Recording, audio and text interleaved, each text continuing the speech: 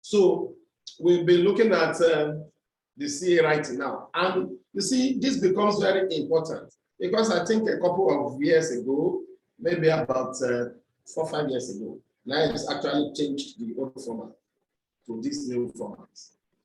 Our observation, guiding candidates or even overseeing what candidates under other supervisors are writing show to us that a lot of people do not really understand the letters of the new format. So we still gamble around. We still gamble around.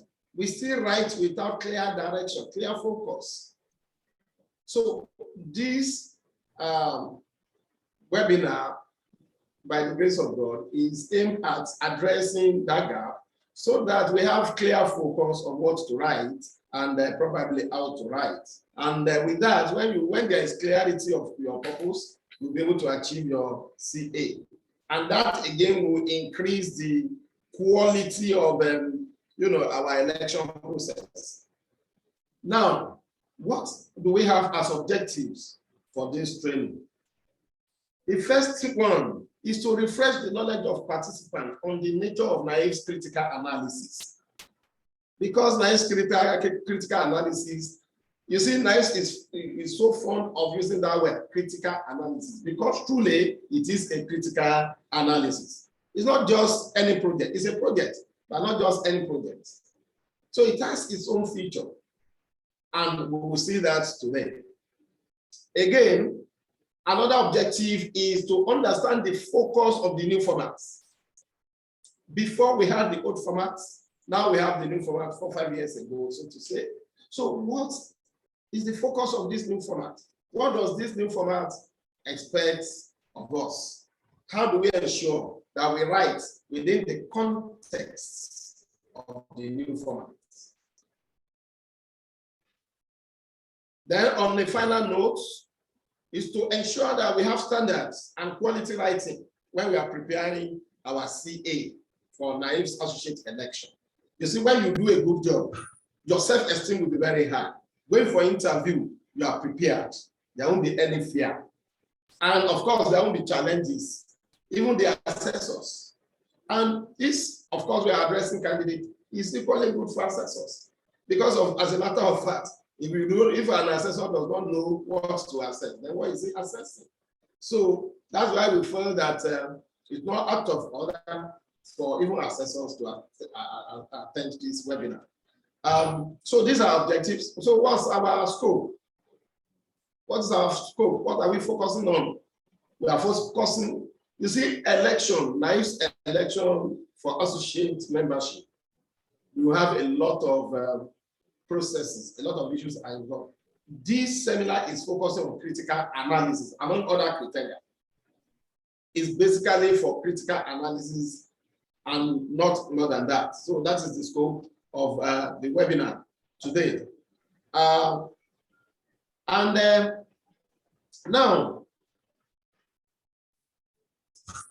to this webinar, there are requisite knowledge. And those knowledge, what I mean here is that for you to be able to write a good CA, it's not enough to even understand the letters of the new format or what is required from the new format.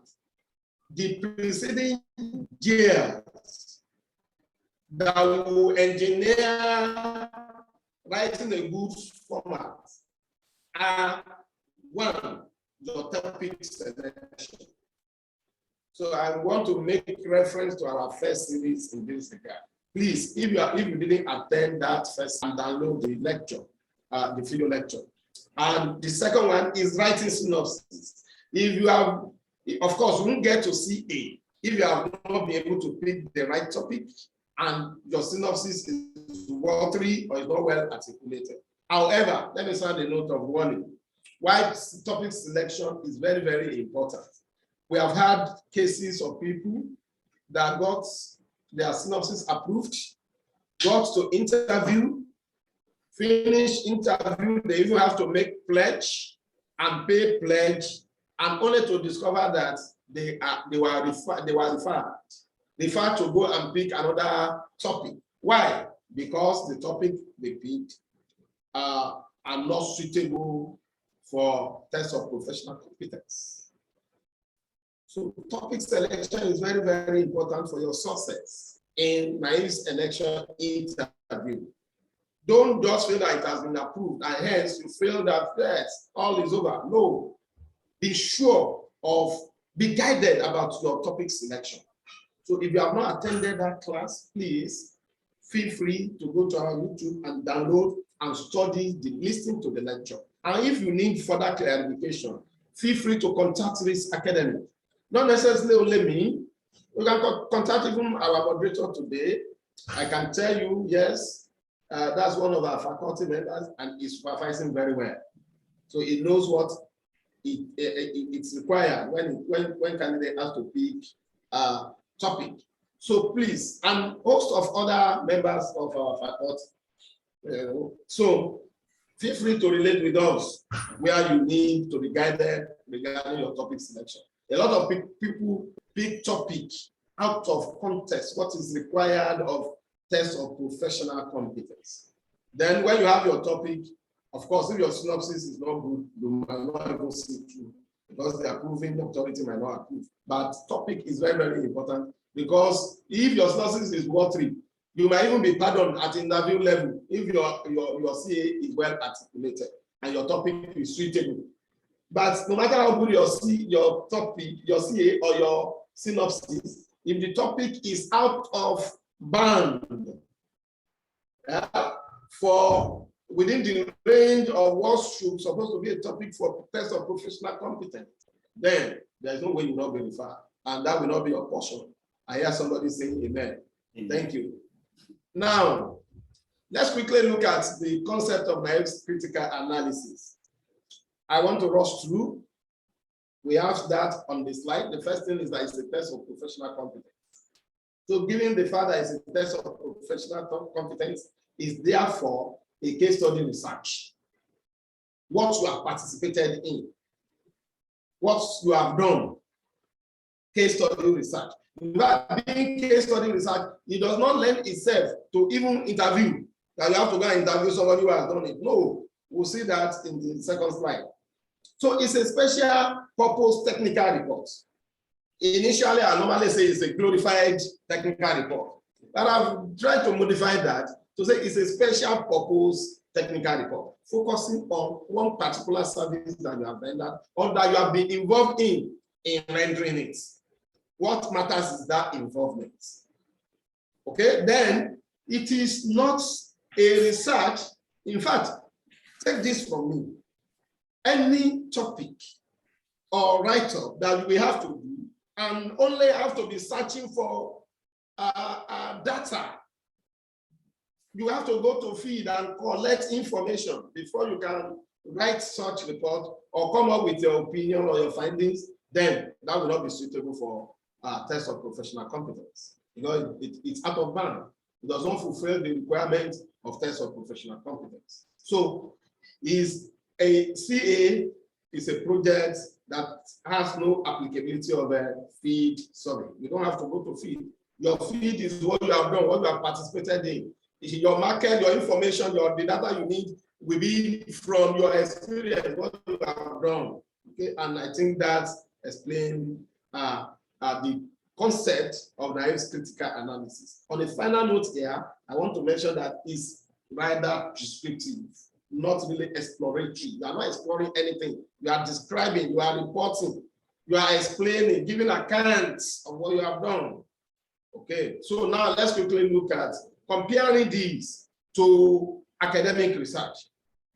You see, the emphasis of this slide is for us to be well guided.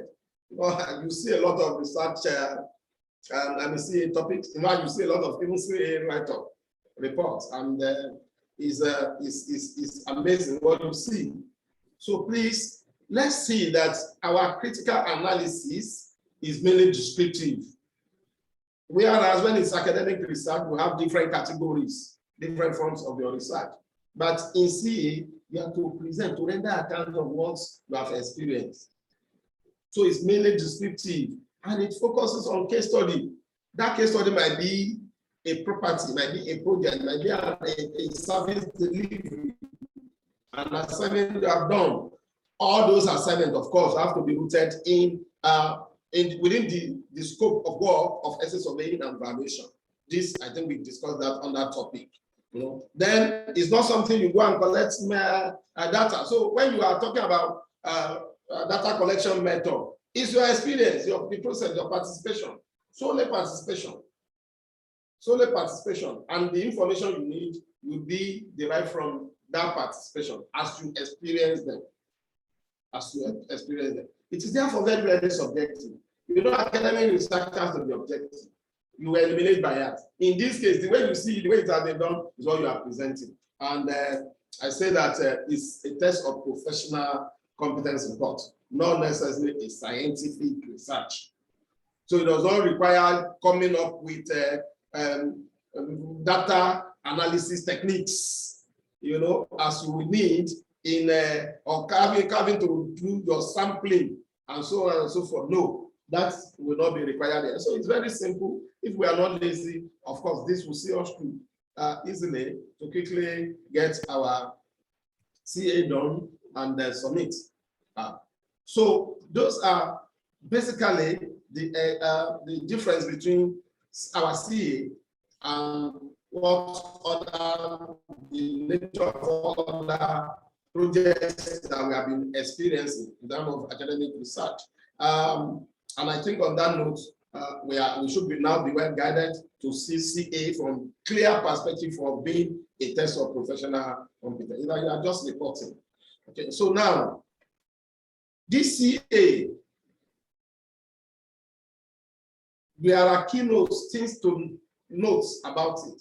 I've emphasized that it must be rooted in our work experience. Another important thing is that it's not compulsory that it must be a service delivery that involves billions of naira, or property that involves billions in terms of cost. No. However, the depth of your case study is equally very important. The depth of case study is very important.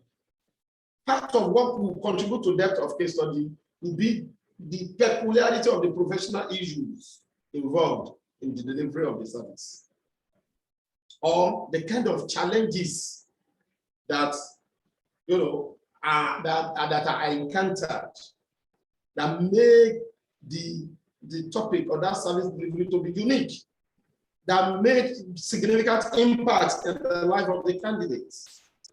So these are keynotes that we must have in mind. And apart from these, it's equally important for us to know that there is word limits. There is word limits. And that word limit is that before now, the old CA was for 5,000 words. But now it's for 3,000 words. You don't go beyond 3,000 words. What 3,000 words mean here is that your CA should be limited to maximum of 3,000 words. It might not be up to that if you are able to convey the information you want to convey effectively, but it should not be more than that. So I think we should pay attention to that. Now, the focus of the new formats. Let's quickly run through what the new formats are. The focus of the new format is and what we are expected to do. Before I go to my own analysis of the new format, the chapter by chapter, let's quickly see what NAIVS informed us of about this new format. And this was an extract from the report of NAIVS of the 48th annual conference. I mean, that was maybe 2017 or so. So these are extracts that I made from it because that was when the new CA was formally launched and passed to members. So let's quickly look at the chapters. The chapters still remain 5, And what there is in that report indicated is that we need to run through the following. The first chapter should be project description. And in describing this project, you can support it with pictures, drawings, and other things. This is giving background to your CA. This is background to your CA. Then the second one is on key issues and challenges. Here, this is the way it's put, key issues in brackets, challenges, which we can take it to mean key issues or challenges. But when we get to my own perspective and analysis of this, understanding of this chapter, we'll be discussing more about that. Then we have options. Under these options, we have possible solutions, approaches for solving the challenges, and so on. Then we have recommendations. That's chapter 4. And we have analysis of experience and conclusion. That makes chapter 5. These are really the focus of my presentation today. So we will soon, hit the ground running to discuss them one by one, what we are expected to do. Based on my research, what I know about other professional body, particularly in advanced country like RICS, and what we have been doing, supervising candidates, and we have been having, successful elections, at least quite a number of candidates as of today under this new format. So now, further information in terms of explanatory notes provided by naives for us to understand what is expected include the following. One of it is what I have. One of them is what I have in this slide. The first one, this is talking about focal points for preparation of the CA. Focal point, that's like further explanation, explanatory note. So it says that it should be simple and detailed explanation. There should be simple and detailed explanation of the projects. There should be simple and detailed explanation of the projects. And that the process followed must be explained. You can see you are just describing, you are just explaining, giving accounts. Then you should explain the reason for the decisions on the projects. When we get into my slide, we'll be discussing more about this. How do you reflect or justify all these focal points? We'll have them one by one in our presentations. Then you use the project to demonstrate your professional ability to the assessor. That means the kind of competencies that the project will show, will depict, are very, very important, so that the assessor can see that, oh, this project has really made you or contributed to you in your process of becoming an essence of your value. It has contributed to your skill. So then, equally, it must relate to projects. You have to relate it to project, to your competencies. You relate the projects to your competence. It depends on what areas of the profession now that your service will be. We look at all those ones. Then the project must be based on your personal experience. That is very, very fundamental. So these are focal points for preparation of CA as presented by naives in the annual report of the 48th annual conference. Now, let's see further other further explanatory notes or guide provided still in the same report by naives. Here we have that it must demonstrate candidates' ability to write good and effective professional report. This is very, very important. A lot of us always miss this. A lot of candidates miss this. Even supervisors are like often overlook this. When we get to the slide, I do hope that I'll remember to explain further on this. Then it must be well structured. It must be written in good English. It must be devoid of grammatical error. And must be easily understandable by the assessor. No ambiguity. You don't beat around the bush. You don't write bits of many things, particularly writing out of context. So there must be balance, a balanced work. That balanced work that flows, work that has coherence, work that has integration, flow of knowledge. Then It must be a quality document that he will be proud of to show others, and I will be proud of to put into his library as reference, and it must be presentable. So let's hit the ground running to see what we have to present. In the chapter 1, the chapter 1 is to bring your case study to the fore. Proper briefing of your case study to your assessor, to the examining body. That is your chapter 1. That summarizes it. Proper briefing of your case study or your job assignment or your delivery, service delivery to the assessor or to your examining body, which is NAIMS now. And what do you do in that? You give the background to that. You give background to that, your project case study or your service delivery case study. And in the giving that, you have to describe what the project is or what the service is. Support your description with graphics, pictures. Like, for example, pictures of the property. If it's under project management, pictures of the project delivery of the project itself. Even the concepts, the drawings could help.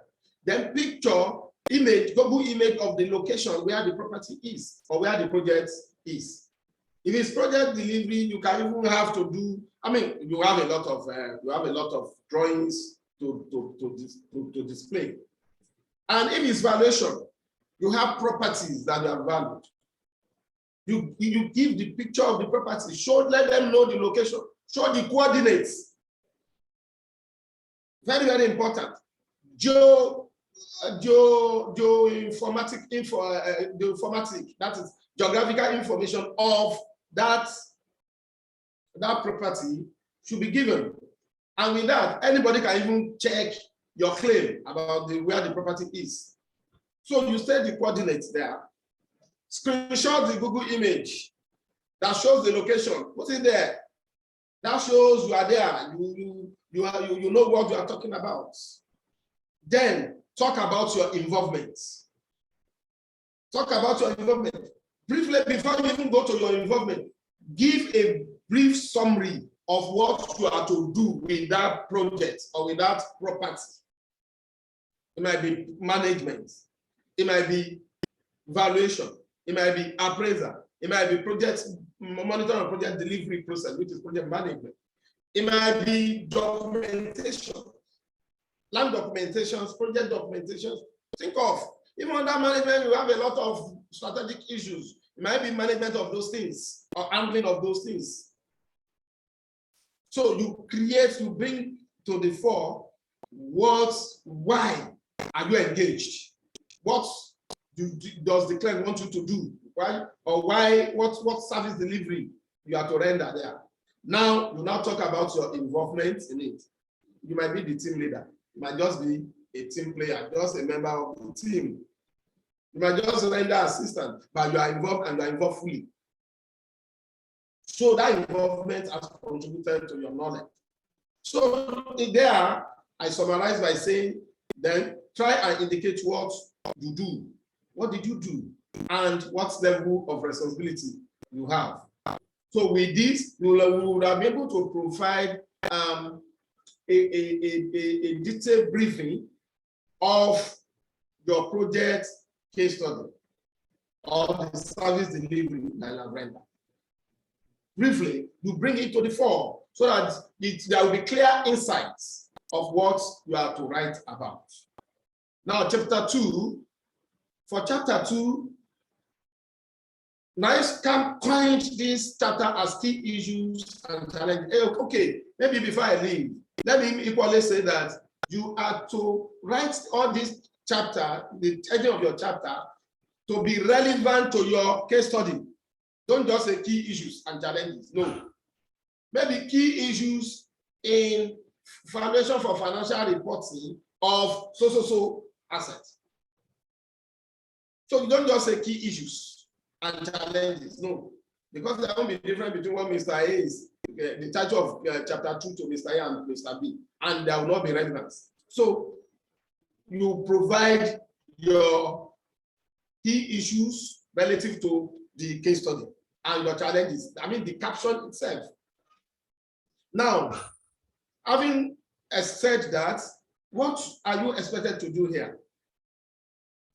The first thing is that what is the professional key issue that you are engaged for? What does the client want? What value does the client require of you? What solution does the client want you to do? What are you required to do?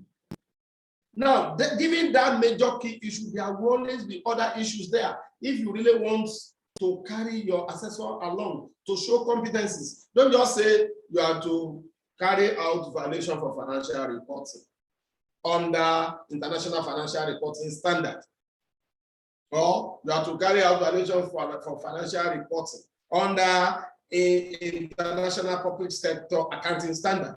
No, that will be too shallow. That will not show a degree of competence. It will not show processes.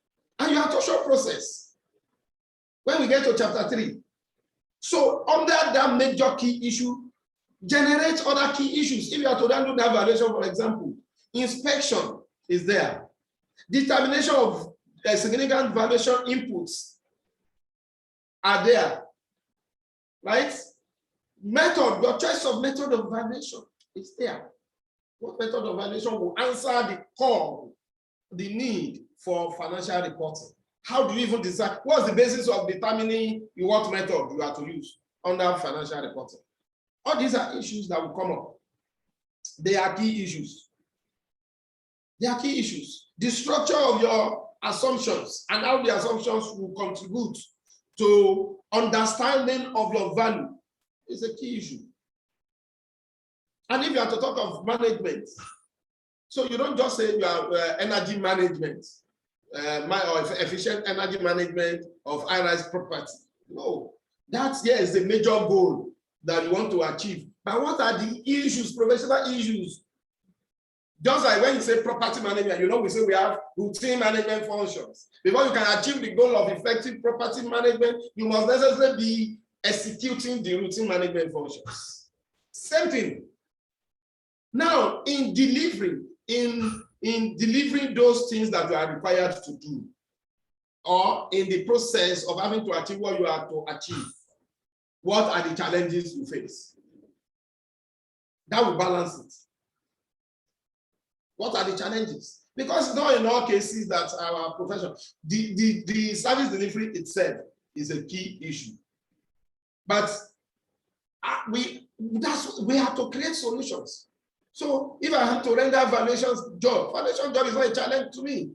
By rendering that valuation job, what are the challenges I face? If I'm to manage a property, it's not a challenge to me.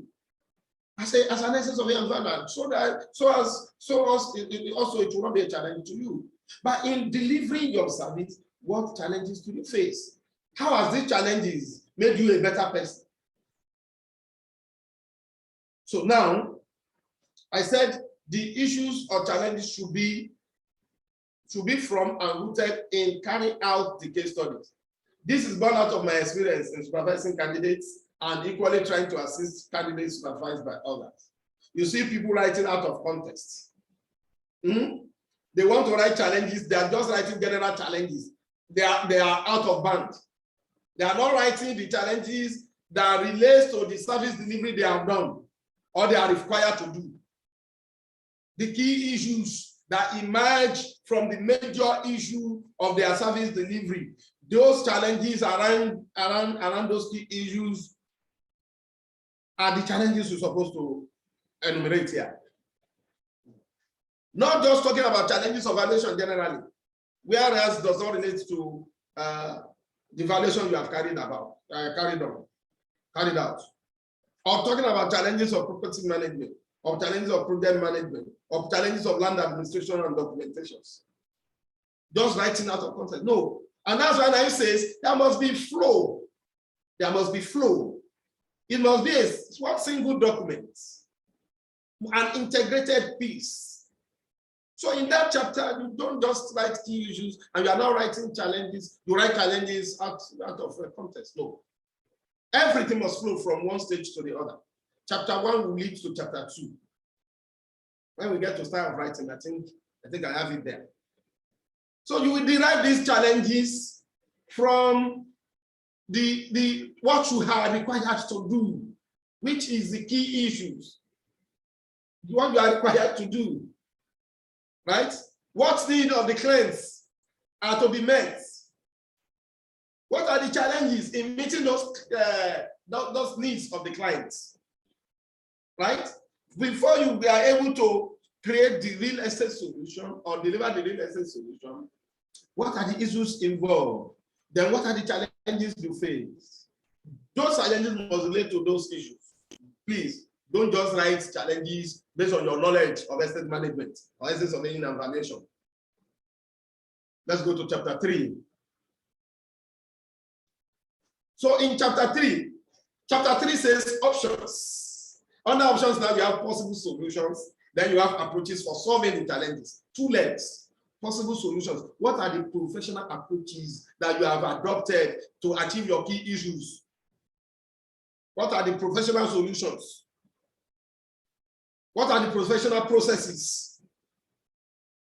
What are the professional methods? What are the professional measures? Please, I've been saying professional, because it must be truly what? Professional. And what I mean is that you don't just think and raise up your head and say, this is this. No, you must be scientific. Even as valuation is art and science, the science part of it is very, very significant. The art of itself is not just quoting things out of context. So you must be scientific. Your practice, the solutions you have created for clients to meet clients' needs must be rooted in principles, must be rooted in sciences of estate surveying and valuation. Let me give you an example. You want to deal with the recalcitrant tenant. You say you go and remove the roof. Is that a professional solution? You are dealing with recalcitrant tenants, you remove the roof. A candidate was to write CA, and I was going through his synopsis. Then I asked him, I said, this your topic seems to be shallow in depth. What do you want to really write on? And he started explaining to me. And at a point in time, I said, all these measures you have provided, do you know that they are not professional measures? And he was like, I said, yes, they are not. So you don't just use jungle justice or take laws onto your hands just to meet your need. No. So you look at issues from professional angle. So your chapter 3 is saying to achieve your main key issue and all the key issues under them for you to achieve that goal of your service delivery. What professional approaches or processes do you adopt? And note that, did you adopt? What professional processes or approaches did you adopt? You are giving account. How you have done it. Then, what are the measures or solutions that you adopted to mitigate the challenges, to handle the challenges? If you look at this explanation, let's go back to 2. In 2, you are to discuss what are you required to do. That's the key issue. What are you required to do? That thing you are required to do, what are issues involved in what you are required to do? Then, what challenges do you face or are involved or are encountered? That's chapter 2. In chapter 3 now, in meeting the main issues and achieving all issues under it before you can achieve that goal, what processes did you do or did you adopt? What are the measures, what are the approaches that you used to achieve that main key issues or to achieve, the deliverables that you're supposed to achieve before you can say, yes, the service is effectively and professionally done. QED. Now, that is this in chapter 3. That's that part. Now, that's while you are providing those solutions, those challenges that you have identified. What measures? How did you handle it so that those challenges didn't limit your delivery, didn't hinder the delivery of your service. How did you handle them? What are those measures that you have adopted against those challenges? And I think that balances it. Now we flow from chapter 1 by ensuring that we have a proper briefing. We are brought to the fore what the project case study is or the service delivery is. Then from there, we now emphasize what the need of the client is, what value he wants you to add, what solution he wants you to create. That's the key issue. And what are the issues involved? What are the things you have to do, deliverables that must be met before you can say you have delivered the service or you have delivered the solution? And for the challenges involved, what measures? So I said, explain the measures used to handle the challenges. Where here I said, present the professional approaches adopted in addressing the key issues. It's adopted as it was done. So let's see chapter 4. In our chapter 4, your chapter 4 says recommendation. And this chapter 4, in a summary way, I see it as what we call contribution to knowledge in academic research. So in this case, I said contribution to practice.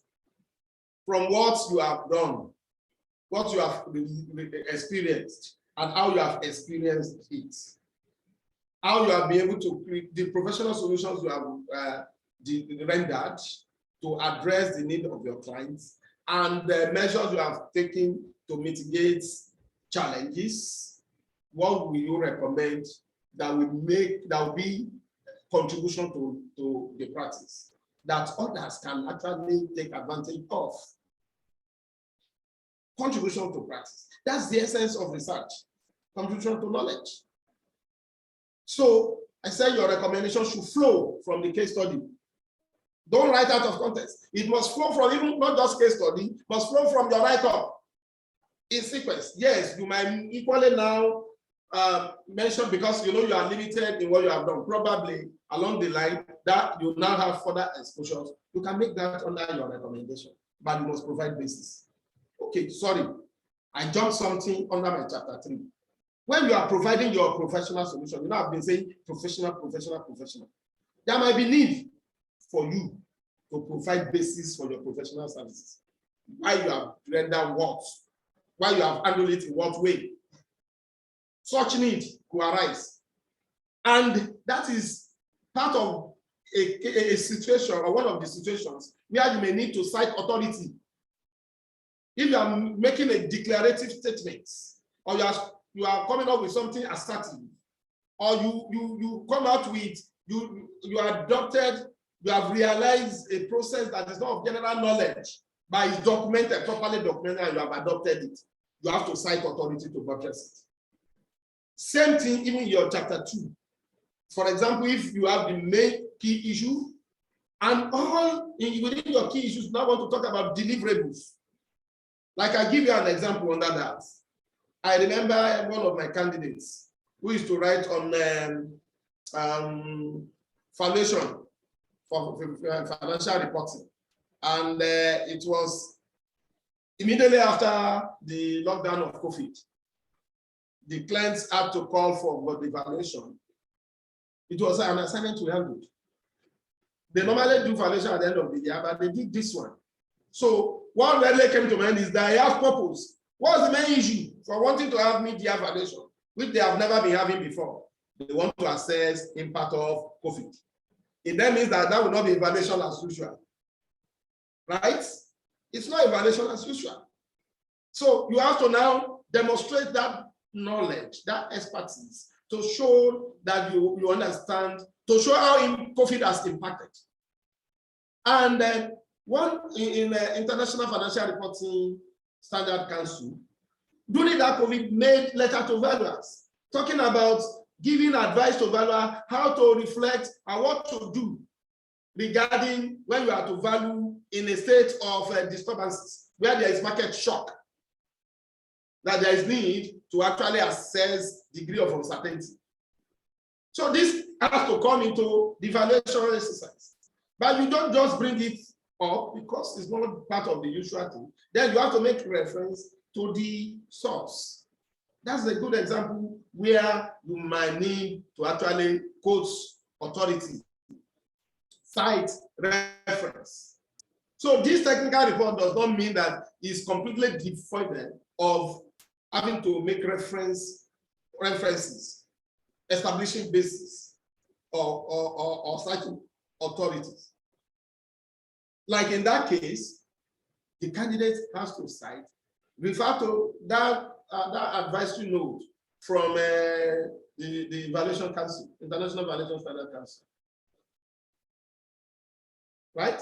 So that the source why it has been done the way it has been done is known. And it's an assignment that we're able to show impact of COVID. Not only that, that's an issue. Violation for financial reporting is the main issue. But in that, under that chapter 2, you are now having other key issues. Like before you can be effective valuation on international best practice, meeting the client's need, because they want to see impact of COVID, then you must be able to show impact of COVID and show how you have been able to achieve impact of COVID in your chapter 3. And demonstrate how you have assessed valuation uncertainties. You will identify that as issue in 2, but in 3, how have you been able to do that? You will explain. Those are professional measures and to make your report very, very rich. So in your chapter 4, therefore, you can now make a recommendation. That recommendation will now be part of it, like this example I gave now, will now be that in an event of market shock or in situation of market shock, assessment of valuation of uncertainty becomes essential. And you cite your reference if you have to buttress that for that. That's a recommendation for valuers. And that's contribution to knowledge or to practice. To know how to handle it. Then all other processes like that. Basis of how you determine your methods. What are the relevance of your key valuation issues and the disclosures that are required? All this will constitute your recommendations, like in the case of the example that I just gave. So now, having said this, I think with this, we'll be able to draw our recommendation, and it must flow from your case studies and your reports, what you have written so far. You let them flow. And if there are any other thing you want to now establish, you can now bring them in and you establish the basis for bringing them in. Now, chapter 5. The chapter 5, this is very, very important.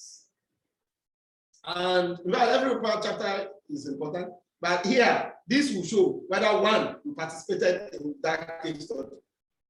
2, whether you have mastery of what you have written. If you don't have mastery of what you have written, it's just like somebody in academic research where you have to draw abstracts. So if you don't have mastery of what you have written, you might not be able to do this. You will just be writing out of context. So the first thing under your chapter 5, please, under that you have 2 legs too. You have analysis of experience and you have conclusion. The 2 are not the same. 2 legs. The analysis of experience is as experienced in the case study project or case study service delivery and as reported.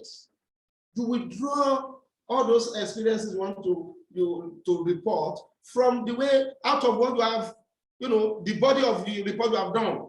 What you have not done there, what you have not reflected as key issue and solution you have not provided, you cannot lay claim to that experience that you have gained it. Noble colleagues, please note that. Solution you have not provided. I mean, key issue that has not emerged from your case study. Solution you have not provided to address the key issue. Then how will you be able to lay claim to that experience? It will be out of context. Even if you have that experience from another one, it's not relevant in that write-up. It's out of context, out of band. So I summarize to say that this analysis of experience simply means lesson learned. Permit me to say lessons, not just lessons. Lessons learned. What skill have you acquired? How has this, your involvement in that project or in that service delivery, made you a better surveyor? How has it contributed to your knowledge, to your skill, such that you can handle such assignment? It has made you a better person. In your process of becoming an essence of your environment, you can lay claim to say that's knowledge in that area of specialization, that unique assignment, you can handle it. And that is, in the words of RICS, is called learning outcomes. Learning outcomes. So I choose to explain that further. I said in this, you have to account for the skills and experience that you have gained from the case study. Not only that, do we do justice to your write-up? Do we make it a standard document? You will make it something worthwhile if you are able to draw the value points of all those skills. The value points, value-driven points of those skills. Their relevance, they have the value in terms of professional practice. So you don't just list your experience or just say, I have gained this. That thing you have gained, what is the value? What is the relevance? Of what impact will it be? Of what contribution will it be to professional excellence? That will practice excellence. That's the value points of every skill that you have to point out. Like for example, if you are, let's say you manage a project, you write on cost management, for example. A good value point will be if you're now talking about how to track project costs. So a good value point will be what tracking project costs will allow you to monitor the delivery such that the project will not be cost overall. You can quickly identify that risk exposure and provide measures against the risk. I gave an example of valuation for international financial reporting under condition of market shock. If you want to draw experience on how you have calculated, how you have reflected uncertainty, right? That experience now is an experience you have gained. It has added to your skill. Process of calculating or reflecting uncertainty in valuation. What is the value of that process that you have gained? That process is number one. It will be able to allow you to attach a degree of variability to the opinion of value, such that there is a margin that we can say, if situations still remain within this margin, this will be the degree of variability that can happen. Then it will now be able to guide clients properly to say that given the trend in the economy, we can suffer this, or we might not even get to it. So by writing analysis of experience, let's add the value of that experience, the value points of the experience, the impact of it in the area of professional excellence, how it will make our practice better in terms of skill. Then after your analysis of experience, you now draw your conclusion. You draw your conclusion. But that is the letter.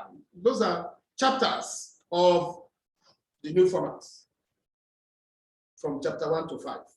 Don't forget that you have preambles. I didn't talk about preambles. I know you can write preamble, acknowledgements, what have you, all those things. But how do you structure your CA complying with this new format, and you'll be able to write something that there will be flow of thoughts, there will be flow of knowledge, it will show your skill, it will show you have participated.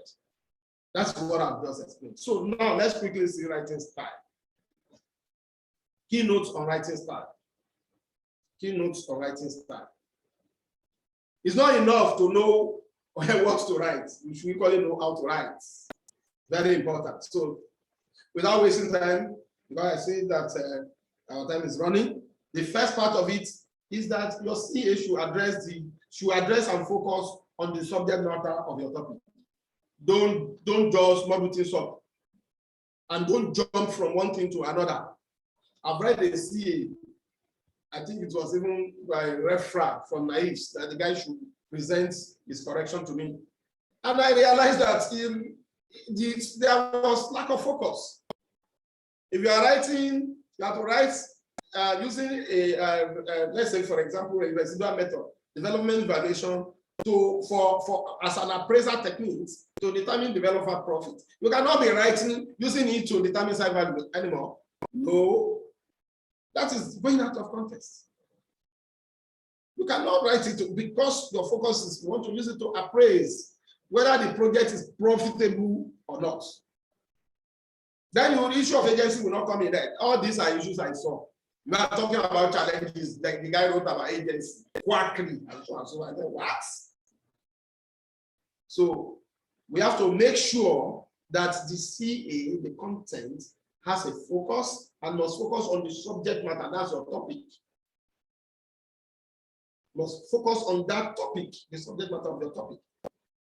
That's number one. Number two is that writing you should write with project language. All researchers know project language. For example, you read candidates CA and is writing in first person pronoun. First person pronoun. Or first person, using I, we, me. No. The fact that it's a technical report or special purpose report does not mean that you should, proliferate it with I, me, here and there. Use project language. So we must know the style of writing projects. You write it in positive terms. So it's very important. We should avoid the use of you, I, we. Please, as much as possible. In fact, if possible, complete elimination of those pronouns. But there could be some cases where you'll be trapped. If it's few, well, you can still be overlooked. But my advice is try as much as possible to ensure that it does not feature. So write with project language, using project style. Then ensure that there is clarity and there should not be error. No error. Pay attention to that. The technique of avoiding error is to get your colleague to read it for you. After you are done, give it to a colleague who does not know about that topic to read for you. That's how to fight for error, to freedom for error. You'll be able to identify. But if you are reading and reading, you'll be reading what is in your mind. What is in your mind is what you are seeing. So a lot of error might escape you. Then you must ensure that your CA is well organized and must be an integrated writing. You write it with proper reference. Now, this is another important one, where you have to use images, you have to use pictures, you have to use graphics, you have to use calculation sheets, you have to use table, you have to use graph and what have you.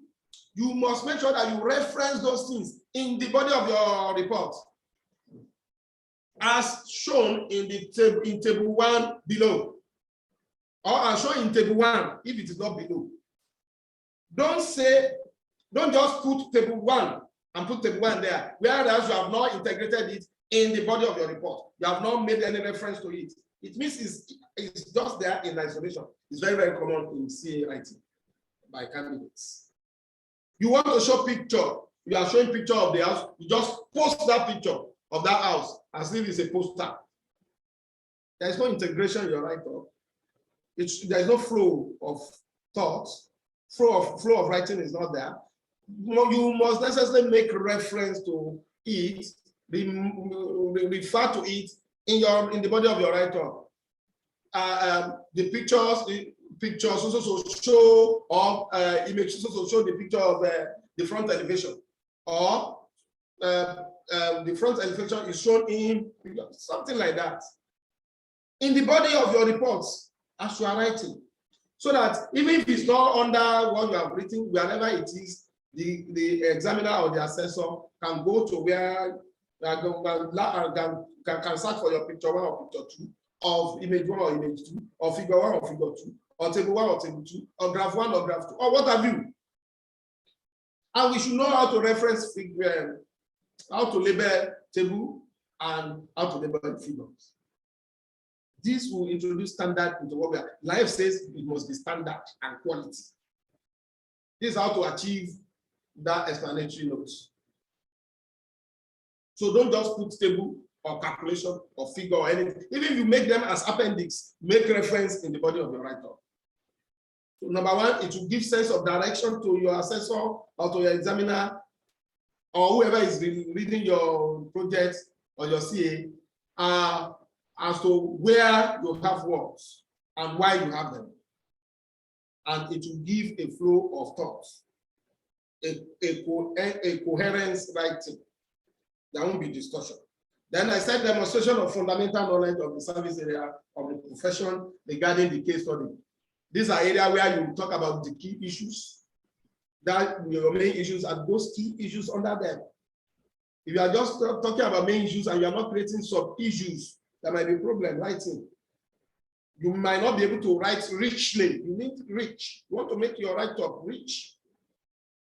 And when you are creating those key issues, I always advise that you can thematize it, make it thematic. So it will ease your write-up. And it will make it easier for even your reader to read. But that's not to say maybe you say 1, 2, 3. No, make it thematic. So then articulated and flow of presentation from chapter to chapter. This is very important. I've said that earlier. Your chapter 1 should flow into chapter 2, or your chapter 2 should be rooted in your chapter 1. Then your chapter 2 should flow into chapter 3, or your chapter 3 should be rooted in chapter 2. So, and I've explained that. And, I've stressed that, extensively today. The relevance of the challenges identified, I've explained that too. You don't just write challenges out of your knowledge. A good examiner will query, does this flow from, does this emanate from this report? On this note, I want to thank you for your time and for listening while we entertain questions. Thank you.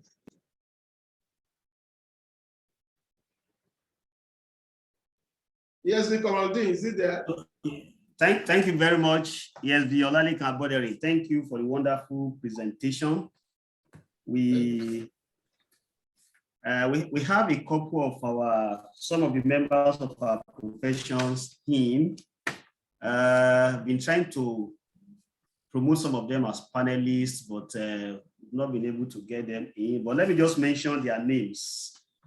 With us, we have PhD Pastor Stephen Jagun. Pastor Jagun is the former chairman of NIES Lagos State Branch. And they should bring Pastor Jagun in as panelist. Yes, I've been trying to promote him. We need to hear from him. Yes. Where is our IT guy here? I've been trying to promote him as a panelist, but so where is Yusuf? Okay. So we also have with us, yes, the Monday Highway, the current Assistant National Secretary of the institution.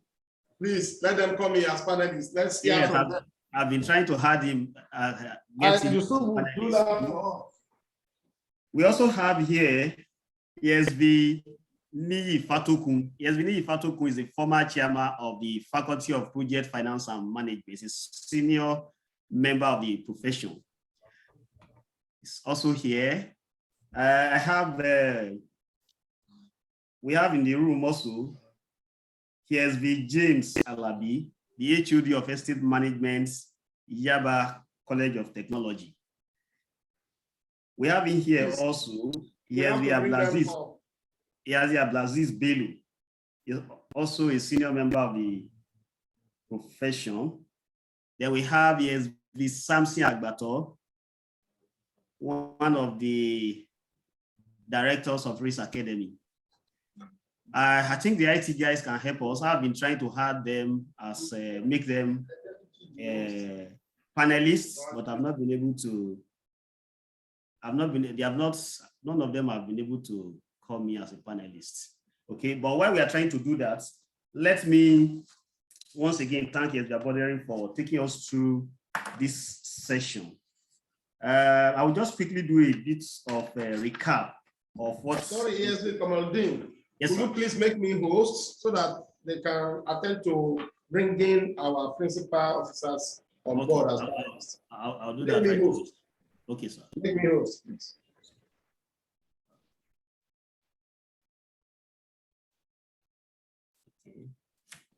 Is it done? Yes, done. Okay. Yeah. Okay, so I'm just trying to do a summary of what we have been able to get so far.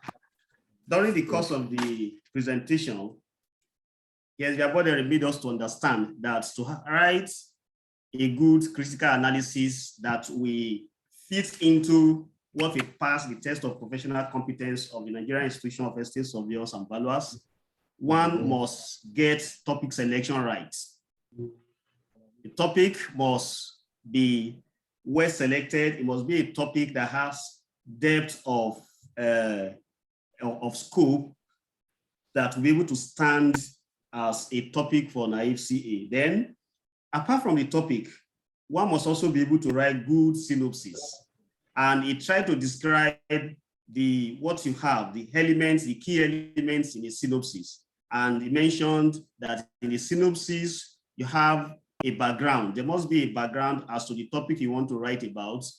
And there must be also statement of research problem, each problem you intend to solve, and the methodology of solving the problem. All of this must reflect in the 100-word synopsis.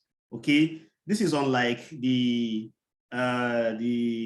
school project where we make them subheading. No, all of these, the style of writing must be such that all these three key elements are reflected in the synopsis. So he went further to say that synopsis as critical analysis is a test of professional competence. It is a case study research, a special purpose technical report, and that because it is a special purpose technical report, all the data required and analysis must be based on candidates' involvement in the case study. And he went further to say that it is a descriptive analysis, not explanatory. Descriptive in the sense that you have to describe your participation in the project you are using as your case study. Then he went on to do chapter by chapter explanation, and I'll quickly do summary of them. In chapter 1, he said chapter 1 is about the description of your work, of the project you want to write about. And here he mentioned that in describing the project, it doesn't necessarily mean that it must be a project that you do as you do alone. It could be your participation in a big project. And all that is required here is for you to be able to put forward what your role is in the was in the project. And you must be able to bring to fore that what that project case study is all about and your role in it. Then chapter 2, it made us understand that chapter 2 has to do with key issues and challenges. And it tried to explain key issues and challenges as what you are required, the professionals, what you are required to do professionally to be able to meet the need of your clients. That's your case study. That is, as a professional, what are the things you are required to do to be able to meet the need of the client? What are the issues around it? Those are the things you are expected under the key issues. Then in doing this, what are the challenges? What challenges did you encounter? you mentioned those challenges, which means from his explanation, he has made us to know that the challenges must flow the same way that the issues will flow from your background. The challenges is also expected to flow, to emanate from your key issues. Then in in chapter 3, it made us to understand that what we are required here, chapter 3 is all about options or possible solutions. Then it made us to know that what we are required here is the professional approaches that we adopted in solving those challenges that were identified in chapter 2. And under this, we must be able to give professional basis for those approaches that the approaches we use must be rooted in our professional in our professional or in the principles of our profession. Then chapter 4, recommendation. Here, he liken it to contribution to knowledge. That is, this recommendation must flow from all the work you have been writing, all what you have been writing so far. That is, it must be the area you have identified and that you want the various stakeholders to look at, maybe as a result of the method you have used, which has not been, tested or been put into use variously, and you have used it as well, so you recommend, and that serves as a kind of addition to or contribution to knowledge. Then in chapter 5, he said this is involves analysis of experience and conclusion, and it made us to know that analysis of our experience must flow from the work we have done. It must be brought. It must not be brought from the blues. It must be about what you have written so far and the experience that we have gained in it. Now, before let me know do we have? Okay, I can see that we have the senior members of the professions in the panel. But before I go to them, let me say again that this webinar, this is the third in the series. We had the first one. The theme is actually naive critical analysis, guide for candidates and supervisor. The theme, the topic for the first one was first series was on topic selection. Okay, and series 2 was on synopsis writing and requirement for submission. Today we have had the series 3, which is on CA writing. Then I must also say that this lecture series is one of the Race Academy's corporate social responsibility to the Nigerian Institution of Estate Surveyors and Valuers. We have had a lot, or we have so many, and this is just one of it.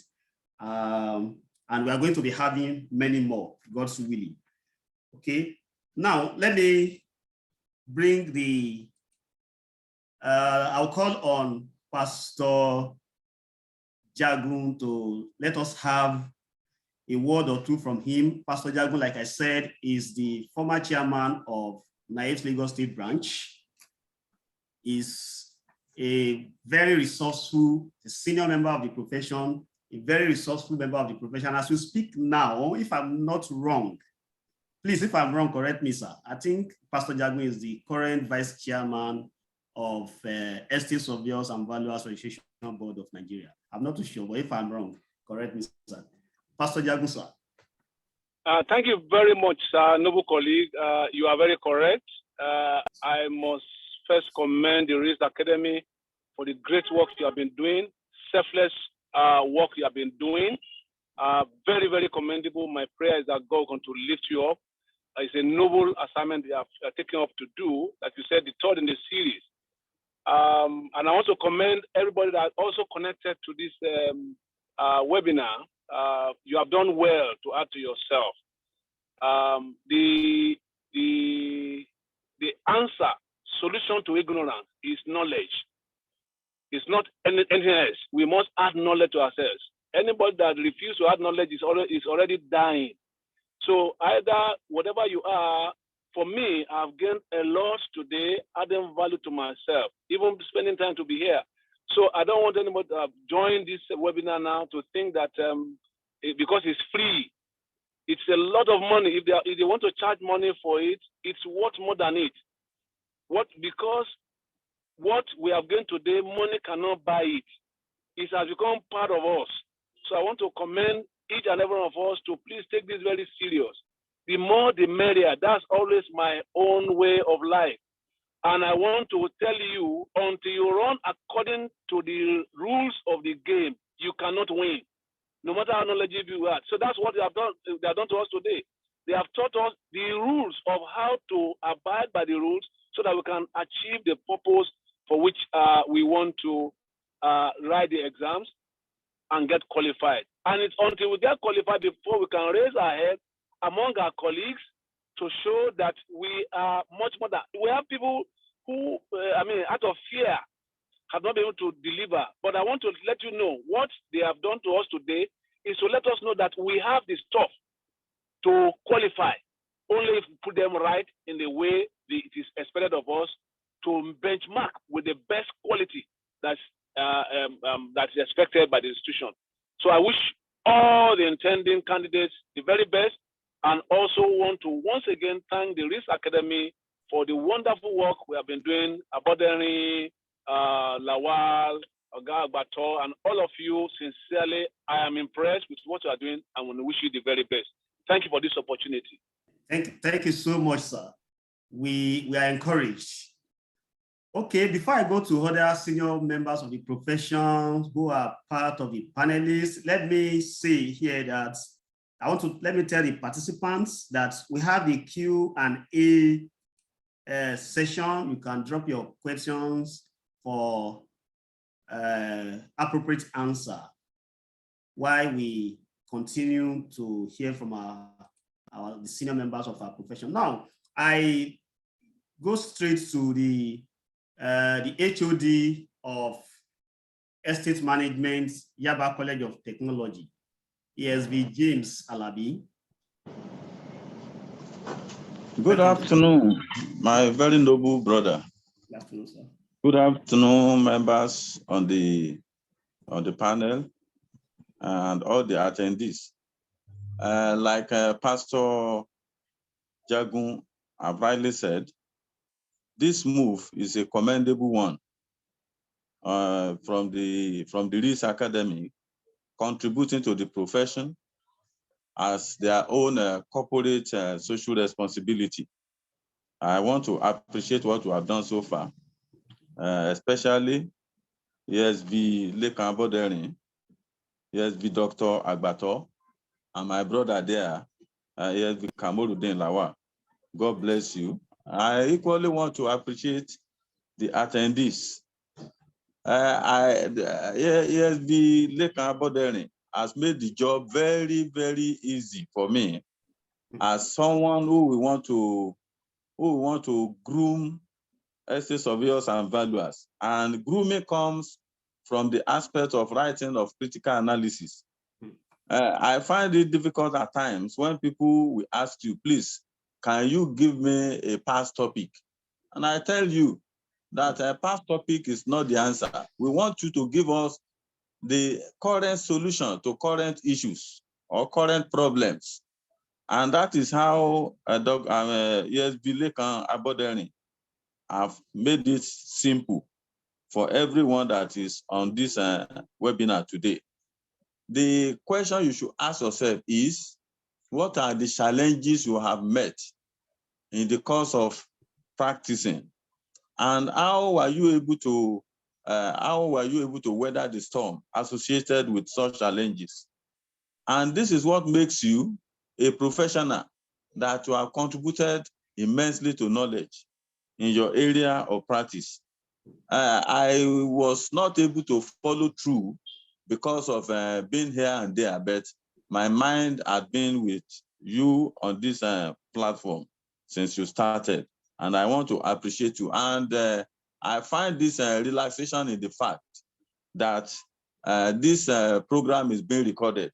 So I want to plead that the material should be made available for those who attended this webinar today And it should be recommended to naives that will be applicants to the associate cadre who want to write their critical analysis should have access to this lecture, maybe at a token. If that token can be shared with naives, all well and good, but at least it will make it easier and more simple for us to scale the hurdle of writing critical analysis. RIS Academy, you have done it, you have always been doing it, and you have done well. I appreciate you. God bless you. Thank you very much. Thank you very much, sir. That was our HUD of Estate Management Department in Yaba College of Technology, ESV James Alabi. Okay, I also have here ESV Ni Fatoku is also our Baba in the profession. ESV Ni Fatoku was the former chairman of Faculty of Project Finance and Management. And he has been serving the institutions in different capacities, different committees, all this while. So let's hear from our Baba in the profession. ESV Ni Fatoku, sir. Thank you very much, ESV Kamaldeen Lawal, the moderator. My own contribution is an appreciation to RIS Academy, because it is not easy to spend your time, resources in front of a profession, if not for the love for the profession. I want to thank my brother, ESV Olalekan Abodeni, who succeeded me in project finance and management business division. He's been contributing, he's been enlightening us. Personally, I am blessed because I also have opportunity of supervising one or two candidates from time to time. And if supervisor is not abreast of current reality in terms of what is the effect of candidates, you cannot supervise well. I actually didn't want to be a panelist. I saw it and I was just looking at it because I just wanted to learn myself. And that I have done. I want to thank you people for what you are doing for the profession. The Lord will bless you and reward you. Thank you so much. I appreciate it. Thank you so much, sir. Thank you. We are encouraged by this. And we also want to appreciate you too, that we always have you in our programs, and we appreciate that. Then I also want to, okay, ESV Monday is not here. Okay, I want to call on ESV Samson Agbator. ESV Dr. Samson Agbator is a director in RIS Academy, and he's a senior member of the profession too. He has been contributing to the profession in different capacities, and RIS Academy is what it is today because we have people like Dr. Agbator there. Dr. Agbator, thank you very much, and you have the floor, sir. Thank you so much. Good afternoon, distinguished noble colleagues. Let me first of all appreciate my brother, ESV Lekon Abodeni, for doing a great justice to that topic. In fact, it has been one of the major challenges we face in membership committee of naives, that people come with critical analysis that they cannot explain. In fact, in terms of structure, they are defective. But today, he has been able to nail it on the head, and he has been able to let us know that the CA is meant for the candidate to demonstrate what we call competency level in a particular area that he has been familiar with for the past 2 years. The whole essence of pupillage is that an associate is expected to undergo training in a firm, in a registered firm. And in doing that, there are some things they are doing in terms of the services they are rendering to the public. And in rendering those services, there are some challenges, there are some issues that they will face in the course of that responsibility. Now, the objective of this CA is for that candidate to demonstrate that he was involved in that particular project. And so in the course of being involved, there are challenges that they faced. And so those challenges, these are the various solutions, or these are the various options that we adopted in mitigating against such challenges. The implication of that is that if someone in the future wants to embark on the same project, they can leverage on those solutions that have been provided by that particular candidate. But what we have seen in the recent past is the fact that people write on an area that they were not even involved in. And that gives a lot of problems when they come for the defense or when they come for the interview. But the truth of the matter is the fact that if you have been involved in a project practically, then it means that you are a participant. That participant observation should be the basis of your CA when you are writing it. So it is not difficult to do because what you are doing is not abstract. What you are doing is not academic. It's purely the practice. And your case study is that particular project that you have been involved in. So I want to commend RIS Academy for always keeping to this kind of initiative that has helped us. And I must say this, that the whole objective of this is for us to build professionalism, is for us to build competence. I've seen situations where a candidate will have to go and copy someone else. You see duplication of projects. That is not the objective. When you are a master in an area, you are a master in that area. It might just be compensation. It might be in agency. It might be in facility management. Even it might be in area of our statutory regulations, laws that guide our practice. So I want to say here that congratulations to RIS Academy, and thank you, ESB Kamarudin, for the good job you have been doing. We appreciate you. And I want to commend all our panelists too for your time today. ESB Yaboderi, please don't be tired. Keep the good works on. Thank you, ladies and gentlemen. Thank you. Thank you very much, sir, Dr. Agbato. Thank you, and we appreciate the commendations and your contributions so far.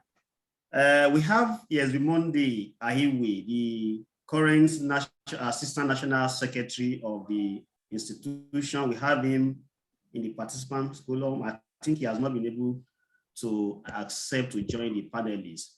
ESB Monday Ahiwe, if you can hear me, we appreciate you for joining this webinar. We know it is not, we are not doubting the fact that the nature, the kind of person you be, and your approach and attitude to knowledge. You know, you always want, you have value for knowledge. Thank you very much for joining. Now, let me go to question and answer session. I have here some few questions. Okay, there's a question from Olivia Unwawulu asking, he wants to know that there is, in a case when you carry out valuation exercise and you sign non-disclosure agreement with a client, that will it be right for you to put the picture of the property, the address of the property in your critical analysis when you have already signed non-disclosure agreement with such a client? Yes, Yaboderi, sir. Okay, thank you so much. That question, I want to refer to ESB Dr. Samson Agbato. Okay. Being a member of membership committee, let him tell us from the eyes of membership committee what is expected to be done in this kind of ESB Agbato, you have the floor. Yes, Agbato, you have the floor. I'm not hearing you. You are Sorry, talking. sir, can you come again? Okay. In the chat box, we have it that the issue of disclosure, when in rendering service, non-disclosure agreement have been signed, and now a candidate is to use that property as case study. What is the position? Will it be proper to make disclosure, to display the picture, to equally disclose the address of such property when in carrying out such an assignment, a non-disclosure agreement has been signed? So we want to hear from you. Thank you so much. That's a very good question you have asked. If in the course of an engagement, you sign a non-disclosure agreement, and you now want to use that project for NAIF's purpose, there are options you can do. Number one is for you to seek the consent of the client and let the client know that what you are doing is just strictly for your professional elevation, and it will not be for public consumption. If the client say no, the approval is not granted, then you need to look for another project that will not have limitation of non-disclosure. Because non-disclosure is something that can lead to litigation if not properly managed. So I think, in my own personal opinion, I would advise that the candidate in question seek the consent. And when that consent is not given, then you should look for another practical project that he was involved in as a case study. I mean, you might need to change that topic for obvious reason. Thank you, sir. Thanks so much, Dr. Samson Nagato. Yeah, you have, I think the candidate has heard from the assessor. That's the language. Because it's just, coining the words to say a member of membership committee. You have heard from the assessor, and I think that would be the safest thing to do, actually, because if not for picture, we will say maybe you use pseudonyms, but for picture is an identity. So the best, if it's not granted, the best will be to look for. But it means that it's not a suitable project for you to use. I see ESV James Alabi raising hands. Maybe before we move further, let's hear from him. I want to contribute to this question. Thank you, my noble brother, sir. Thank you, doctor, for that response. In the first place, I think whatever happens in the officer's mess remains in the officer's mess. And I'm using this as a way of explaining that whatever topic or whatever contribution is submitted to the institution will not be a subject of public discussion to the extent that it will get to the person who gave you that instruction. So if it is for the purpose of advancing your professional career, acknowledging the fact that the property, it can even be part of what you will reveal in the course of your critical analysis, that you are under a disclosure agreement with the owner of the property, and as such, this your topic is meant for critical analysis only, and I think that should be accepted. Thank you, sir. Thanks so much, sir. Thank you so much, James Alabi, for that input. Okay, before I go to the next question, sir, sir, you may want to explain who an assessor is to our audience, and how is an assessor different from a supervisor? Thank you. Assessor is the examiner. In a plain language, that's the examiner. The supervisor is who guides the candidate, who counsels the candidate on how to write and write well, who paths the way for the candidate to ensure that the candidate makes the right submission. But that submission is meant for an examining body, which is Nigerian Institution of Examiners and Examiners. And the examining body has committee, has a team that handle that. So they handle, and in handling that, they assess based on different criteria. One of it is DCA. So, and in NAIF, they are called membership committee. Membership committee. So we have, they are composed of different personnel. So, Dr. Something about to happen to be one of the membership committee. They are the one that assess, they are the one that sit as panelists. So listen to candidates' presentation. And the fact is that they would have gone through this way before that time. Note their points. They have their procedures anyway. So, and after submission, candidate will face them. So we have heard from one of them. And I'm sure we have one or two other members of the assessment team. Yeah, maybe for confidentiality purpose, we will not continue to disclose them. Okay, I hope I've answered the. Yeah, thank you very much, sir. Okay, I think yes, the Monday Highway is here.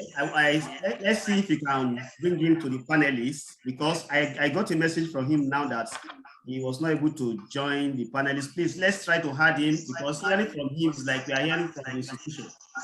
Thank you very much. So now let EAB Monday Highway get ready to join, because we have even personally have made attempts to add him the asset. So we are adding him now from John. Can you please accept? Yes, can you please accept?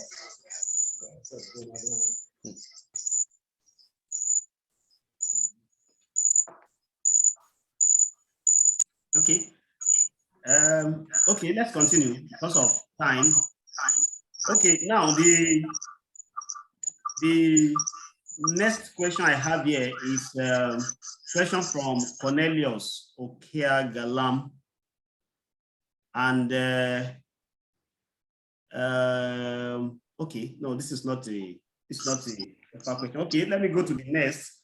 The next is from ESV Assam Madaki. He wants to know if solution you provide in chapter 3, if those solutions can also serve as recommendation in chapter 4. Thank you. Not totally. That would mean that you are repeating chapter.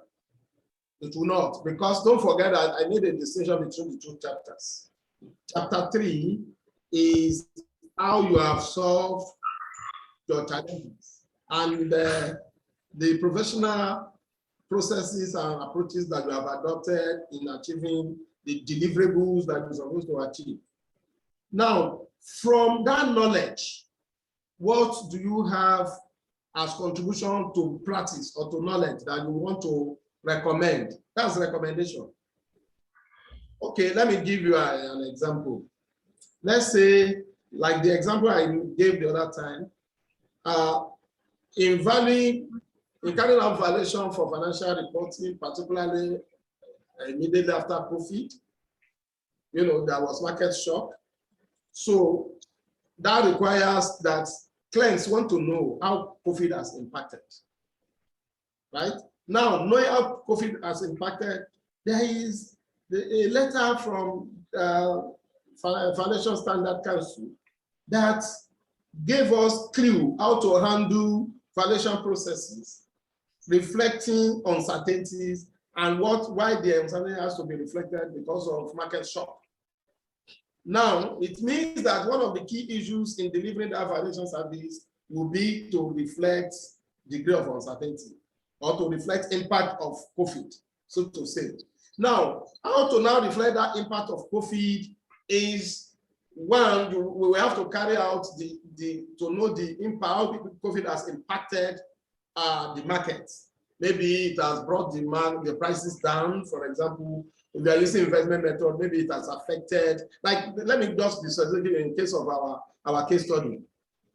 In that situation, it was a valuation that we have to use. We have been using discounted cash flow for them. That's what their financial policy requires. Now, you now have to reflect COVID. We have to now determine what's the impact of COVID. In this case, we look at, okay, has COVID affected rental value? But we discovered that there were some what we call tenant incentives because of COVID. Some people, majority of the people that answered that responded to our questionnaire confirmed that they have to give rents free period, commonly around 3 months, instead of reducing rents. So that is a way to reflect. Then you have to reflect that in your calculation. And majority equally carry the vote to say that COVID will last for 2 years.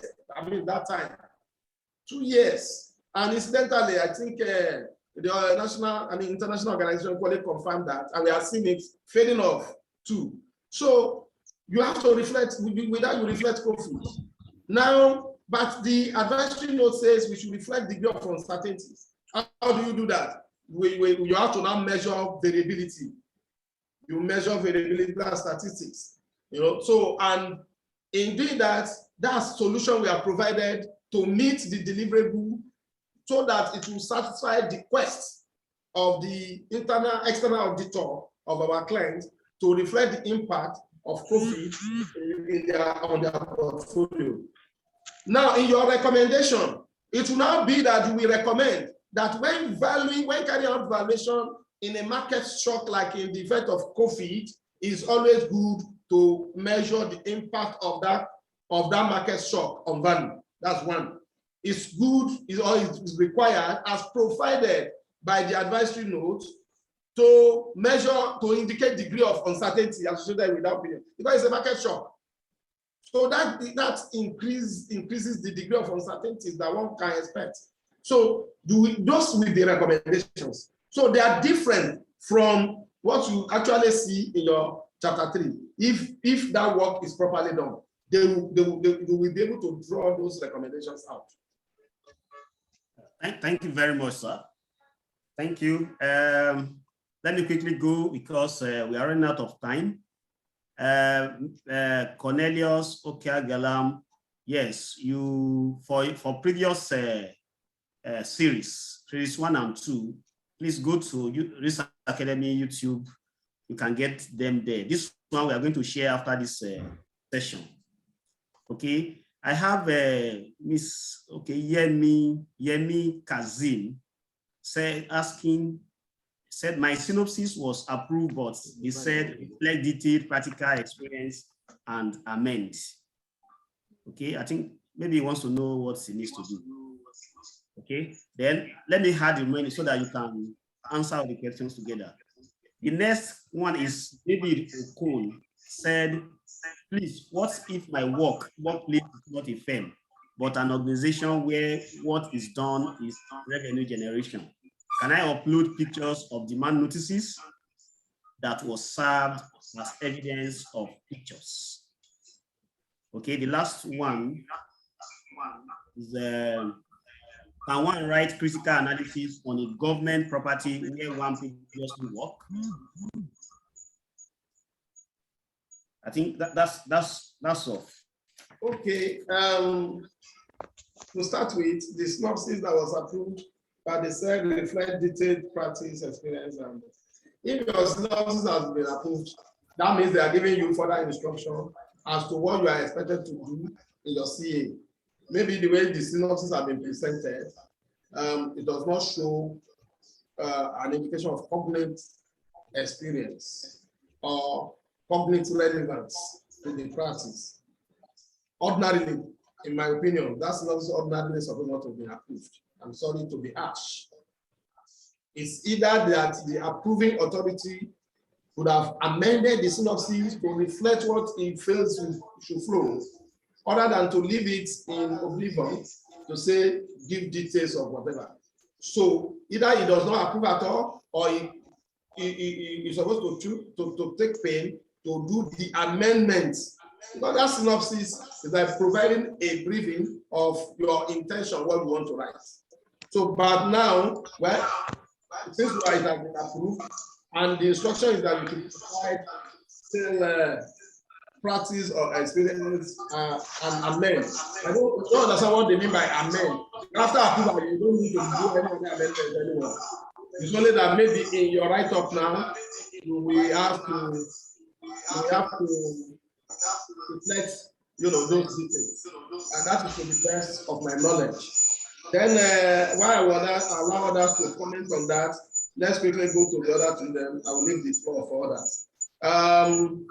This one, if your organization is not an nested firm, the first challenge is you must answer is: do you have a registered in your organization that is overseen or will claim to be overseeing your work you are doing? Otherwise, the organization will not be a suitable center for your training.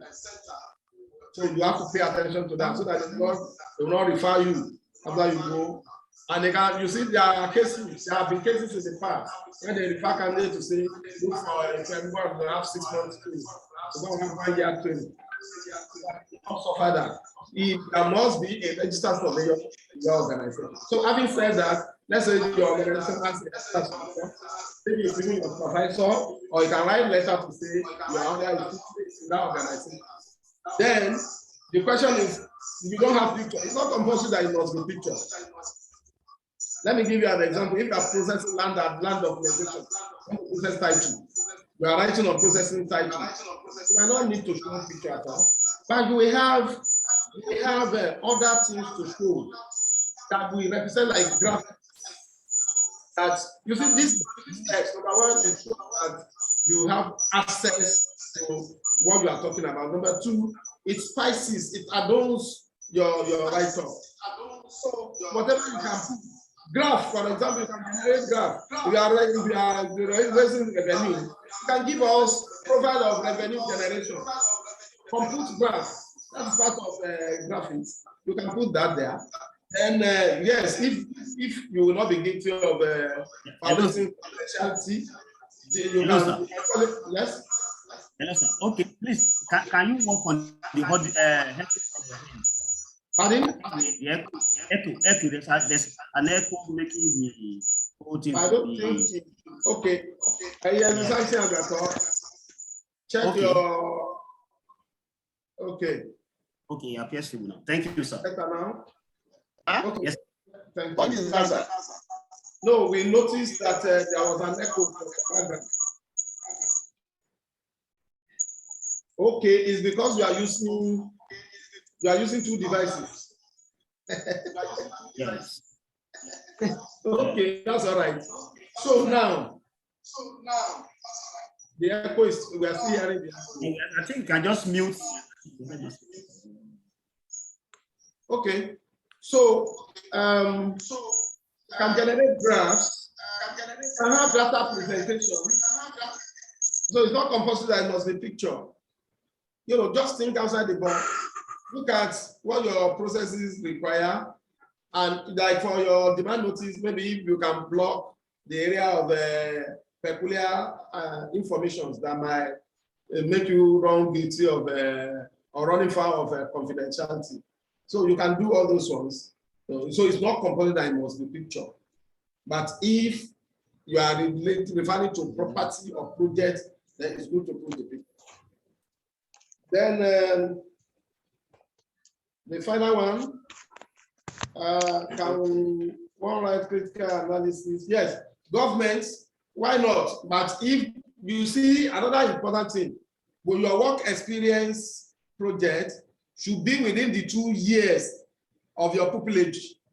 That 2 years that you want to indicate in your logbook and diary, it must fall within that place. So if you have worked with that property and the 2 years you want to lay claim on is within the period when you have worked on the property, and there's no non-disclosure clauses, Why not? We can use it. I am sure our recent EFCC Commodity supervised candidate who is in charge of management of public estates. And pictures were presented, but the guy is still working with government. It's a government officer. So you can do that, definitely. But ensure, and that's not only for this candidate, for all candidates, please, your work experience study must fall within your work experience period, that 2 years. Is in fact, NICE requires that when you are submitting your synopsis, your an excerpt, that's some pages of your logbook or your diary, should be part of, I think it's your diary, should be part of what you will attach to your synopsis. It's for verification, so that one will see that you actually participated in what you are claiming on. So in that regard, you ensure that your work experience project will be within your work experience period that you want to claim. Thank you. I don't know if anybody has anything to add, please. Okay, thank you very much, sir. If anybody has anything to add within the panel, or okay, while we are waiting for that, let me quickly recognize the presence of the following people. On here, we have Ademola Lawa. Yes, Ademola Lawa is a fellow of this. It's an Abuja-based estate. Yes,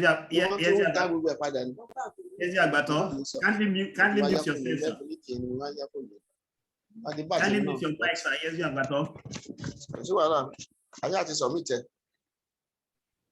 hello, yes, Agato, please. $1.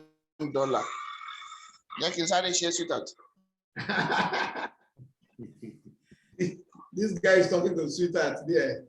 Sir, I think you are the host now. Can you help to mute him? Let me see. Okay, so yes, Ademola Lawa, thank you for joining. Then we also have ESV Dr. M.A. Olukolajo from FUTA. He's also part of us here. Thank you very much. We are encouraged by your participation, sir. And here Olukolajo wants to know that what is the likely reason a candidate will have his or her critical analysis approved and later have the same rejected during an election interview? The presenter mentioned the likelihood during the lecture. Yes, sir. Thank you. Yes, it's very, very common. In fact, I've seen many. And the funniest thing is that our examining body will equally ask you to pay your pledge before you can see your results, even though that they will give us concession when you are coming back. There are some reasons, but major one that I've seen is where the topic is not suitable as a test of professional competence. Where the topic that the candidate has written on is not suitable as a test of professional competence. That's very, very major.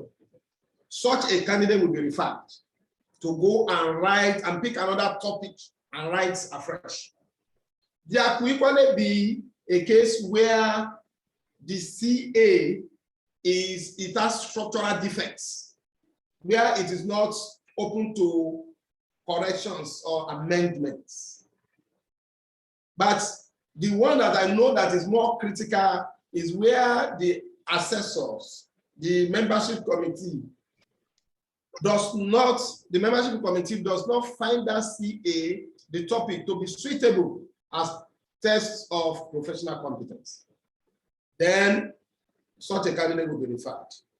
He will have to go and look for another topic.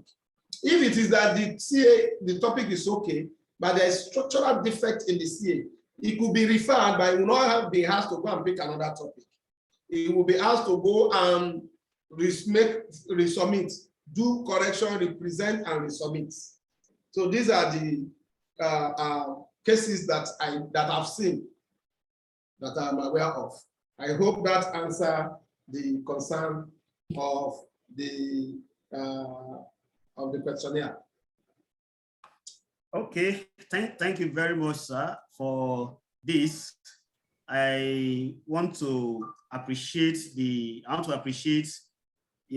Olalekan Abodere, who has taken us through writing of the CA, is the series 3 of our webinar on NAIEF's critical analysis guide for candidate and supervisor. I also want to appreciate all the panelists who have been able to give us their time for this webinar. I want to especially appreciate ESB Pastor Jagun for being here today. I also want to appreciate ESB Agbato, ESB James Alabi, ESB Monday Aiwe, and other senior members of the profession who joined. Maybe out of omission, I was not able to recognize them. Please, it is not deliberate. You know, maybe if it could be that there's somebody who is a senior member that I didn't recognize, it's not deliberate. I recognize you, and we value you, and we appreciate you. Thank you very much. We also appreciate all noble colleagues who have. It's not easy about this time to just leave your work and be listening to one lecture, but you know, because we know it's beneficial and we have been able to put our time to even attend at all. We appreciate you for even thinking that knowledge is important for the sustainability of our profession. We thank you for that. Thank you very much. And on this note, we want to bring to a close this webinar.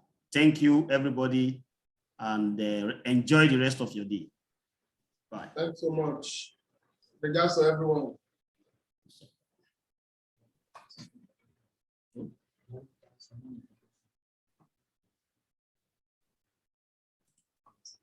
Someone will stop it.